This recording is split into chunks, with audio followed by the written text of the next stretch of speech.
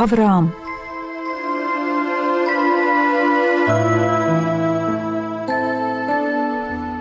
Sabi Allah ad koydu ona Avram.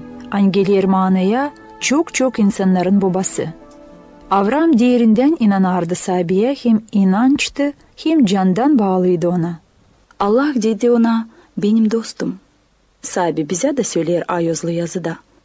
Eğer yaparsaydınız ne ben size ısmarlarım, o zaman siz benim dostlarımsınız. Bir kere Sabi dedi Avram'a, çık kendi toprağından, bırak sensilerini hem babanın evini, da git o toprağa, hangisini ben sana göstereceğim. Ben senden yapacağım bir büyük halk, hem vereceğim iyilik sana, hem saygılı yapacağım senin adını. Da senden her bir insan kabul edecek iyilik. Ben yapacağım iyilik seni iyi sözleyenlere, seni kötüleyenleri de bedva edeceğim. Da toprağın hepsi halklarına iyilik olacak senden. Avram yaptığı öğlenince ona söyledi Sabi. O aldı kendi karısını Sara'yı, kendi kardeşinin oğlunu Lot'u, bütün varlığı hani onlar edinmişler, hem hepsi insanları hani onlarda vardı. Da onlarla bile gitti Hanan yerine.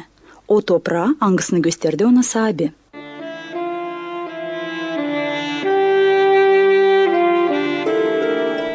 Avram geldi Hanan'a, da orada Sabi göründü Avram'a, da dedi, senin evlat boylarına ben vereceğim bu toprağı.